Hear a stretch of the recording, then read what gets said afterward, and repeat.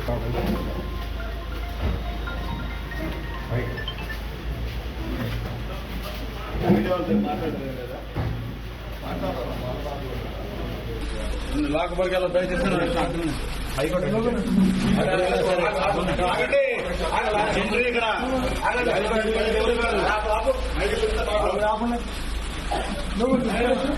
భర్త ఏ నేరం చేయలేదు.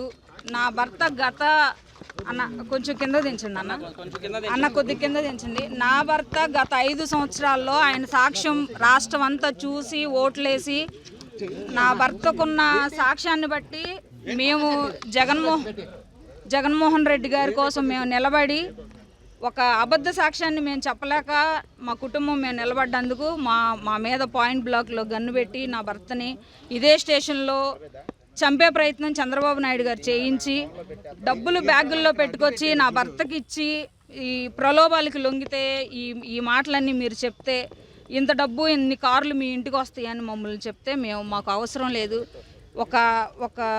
ఒక నిందని ఒక నిజాయితీ కలిగిన వ్యక్తి మీద మేము వేయాలనుకోలేదు అని మేము బయటకు వచ్చినప్పుడు ఆ సాక్ష్యాన్ని చూసి మమ్మల్ని జనాలు ఆదరించి స్టేట్ వైడ్గా నా భర్త ఈరోజు పెద్ద స్టేట్ లీడర్ అయ్యాడు. చంద్రబాబు నాయుడు గారు అనుకుంటున్నాడు నేను అన్నకు దొక్కేస్తున్నాను, నేను అది దాన్ని ఏమంటారంటే సునకానందం పొందుతున్నారు వాళ్ళు. అంత పెద్ద వయసులో ఉండి ఆ స్థాయిలో ఉండి కూడా మా జీవితాలతో దళితులతో ఇలా ఆడుకోవటం చంద్రబాబు నాయుడు గారికి అయితే ఇది కరెక్ట్ కాదు. నా భర్తను రాత్రి 1 గంట 2 గంటల నుంచి హైదరాబాద్ నుంచి వస్తే ఎంతసేపు పట్టిద్దండి? హైదరాబాద్ నుంచి జర్నీ ఎంతసేపు పట్టిద్ది? 1 గంటకు అరెస్ట్ చేశారు. ఎన్ని గంటలు పట్టిద్ది?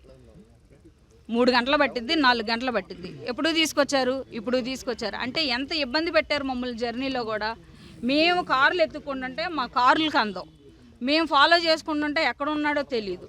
కారుకి ఇట్లా అడ్డం పడి నా భర్త అసలు కారులో ఉన్నాడా లేదా, అసలు ఏమన్నా చేశారా అన్నని వెళ్ళి కార్లకు అడ్డం పడితే నా దగ్గర ఉన్నాయి, వీడియోలు తీశారు మా పిల్లలు. కారుకి అడ్డం పడి చూసుకుంటే సోయి లేకుండా కారులో నిద్రపోతున్నాడు, చుట్టూ పోలీసులు, ఆయన ఒక్కడే కారులో. కాదన్నా నన్ను ఎక్కించుకోండి అంటే ఏదో వాళ్ళకి ఇష్టం వచ్చినట్టు చేశారు.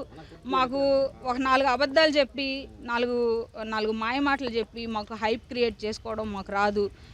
మేము యథార్థంగా బ్రతుకుతున్నామని మేము అనుకుంటున్నాం, మేము నీచంగా బతుకుతున్నామని చంద్రబాబు నాయుడు అనుకుంటున్నారు. చంద్రబాబు నాయుడు గారికి మేము బతుకుతున్న బతికేంటో ఆయనకి తెలియాలి కాబట్టి మీ అందరి సమక్షంలో ఆయన్నే చెప్పమానండి, ఆయన్నే చూపిమానండి. నా భర్త తప్పేం చేశాడు మరి మాకు కూడా తెలియట్లా. ఆ తప్పులేంటో మీ అందరి సమక్షంలో ఆయన్నే చెప్తే మేము కూడా వింటాం, రాష్ట్ర ప్రజలు కూడా వింటారు. ఏ నేరం లేకుండా అరెస్ట్ చేయడానికి ప్రజావేదిక కూల్చేదానిలో, టీడీపీ పార్టీ ఆఫీస్ కూల్చేదానిలో ఏ మీడియాలోనైనా లేకపోతే ఏ నందిగం సురేష్ గారు ఉన్నట్టు ఏ ఒక్క సాక్ష్యమైనా ఉంటే ఇదిగో నందిగం సురేష్ గారు ఎలా ఉన్నారు, ఇదిగో ఫోటో అని చూపించవచ్చు కదా. ఎలా అరెస్ట్ చేస్తారు మీరు అనుమానాలతో? అంటే నా భర్త ప్రెస్ మీట్లు గట్టిగా మాట్లాడుందంటే సర్జరీ చేయాలి, టైం పట్టిద్ది అన్నారు. అది చిన్న పెయిన్ కిల్లర్స్ ఇచ్చారు, అవే తీసుకొని వచ్చాం. కారులో ఉన్నాయి, ఆ పెయిన్ కిల్లర్స్ కూడా ఉన్నాయి, మెడిసిన్ కూడా మాతోనే ఉంది, చూసుకోండి. నేనైతే అన్నా అవునంటే అవును, కాదంటే కాదు. అబద్ధం అయితే మేము చెప్పం, మా నోటికి రాదు. మీరు ఎన్ని చెప్పించాలని చూసినా, లోపల పోలీసులు నా భర్తను ఎన్ని చెప్పించాలని చూసినా మా అబద్ధాలు రావు. చంద్రబాబు నాయుడు నా భర్తను టార్గెట్ చేశాడు. ఏం చేయాలనుకుంటున్నాడో చేయనండి. నా భర్తకి ఏదన్నా జరిగిన మరుక్షణంలో రాష్ట్రంలో ఉన్న ప్రతి ఒక్క దళితుడు రోడ్డెక్కి నోరు తెరుస్తారు. 5 years రాష్ట్రాన్ని ఏం చేయాలని ఈ రకంగా ఈయన పాలించి ఈ రకంగా వచ్చి 100 రోజులు కాలేదు. సూపర్ 6లు ఏమైపోయినాయో, అబద్ధాలు హామీలు ఇచ్చి నువ్వు గెలిచి నువ్వు రాష్ట్రాన్ని భ్రష్టు పట్టి సృష్టి విలయతాండం చేస్తుంది. నీకు సహకరించట్లా, సృష్టి నీకు సహకరించట్లా.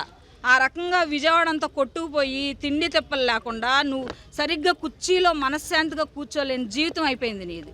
ఎందుకు మాలాంటి వాళ్ళ కన్నీళ్ళు నువ్వు ఒళ్ళో వేసుకుంటే ఇలానే ఉంటుంది. 5 ఏళ్ళు మా కన్నీళ్ళు ఒళ్ళో పట్టుకొని ఉంచుకో.